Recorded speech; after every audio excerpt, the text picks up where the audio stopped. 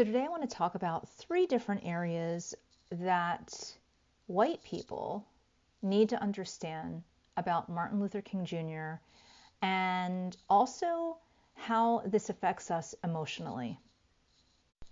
So number 1, Martin Luther King was a proponent of integrated schools. He believed that children would cultivate interracial bonds. And I believe that if he were alive today, he would be shocked that all of this time has gone by and we still have neighborhoods and schools that are pretty much segregated now as they were back in the 60s. So he'd want more white Americans to send their children to schools in meaningful numbers with black students and black teachers.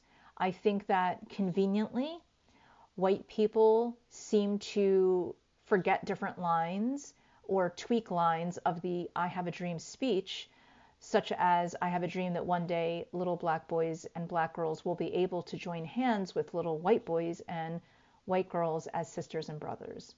And I think that this ignorance and this convenient bias is damaging to all races, all colors.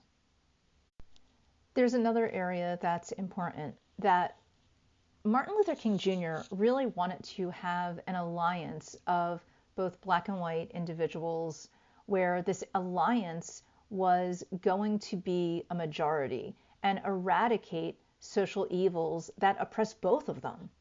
And so what is frustrating is that there have been different politicians through the years that would go out of their way to manipulate people who were traditionally poor white individuals who tended to be less educated and therefore more hooked into pop culture, manipulation, propaganda, and so forth.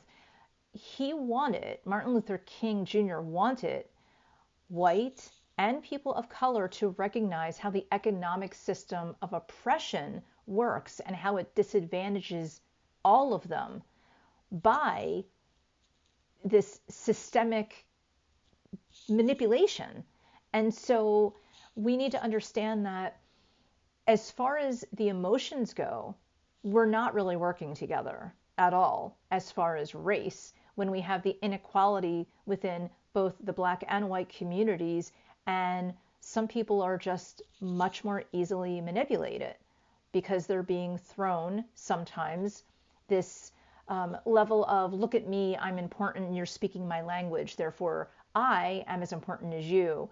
And what happens is if you feel like you're connecting with someone who is political and trying to create polarization, then you are being manipulated. And so a manipulated group is never going to look for, they're never going to look at their own disadvantage, oppression. They don't know it's even there. And so there is no alliance and there's no majority if people are at each other's throats, basically. And you're constantly going to have wealth inequality and status inequality and just ethical inequality. Another area that Martin Luther King Jr. would have been really upset about today is that white liberals often claim to be very committed to social justice. They will post and they will say things and they will wear t-shirts, but they don't do anything to stop racism in their own families, in their communities, or in their workplaces. That can be more harmful than a white supremacist. And the reason is because if you're not actually doing anything, then you're okaying it. Then you're a hypocrite. And then you're sustaining white supremacy by being very quiet. And so what does this do to all of us? All of these types of things. These make us liars and they bring us shame as a community. It brings us shame as a group. It brings us shame just as humans. Because we're not living our truth if we are pretending to be committed to social justice. We're not living our truth if we're okay with inequality. We're not living our truth if we are not hand in hand and turning our back on segregation. we're not really doing anything unless we start doing something. And so, because of Martin Luther King Jr. and paying homage to his work and his life and his teachings and writings and speeches, there are these three inconvenient truths that I think we need to look at, and we need to just not post on Facebook and Twitter about a meme that shows Martin Luther King's face and a quote of his and call it a day. That's not enough. What would be much more impactful is taking actual action. In the therapy room, we can talk all day long about how bad that narcissist in your life was, or why you're overeating, or why this trauma happened to you when you were 6 years old. But nothing is going to change until you start to take action and really forgive, release, stop behaviors, and make changes in your own life and how you perceive your world.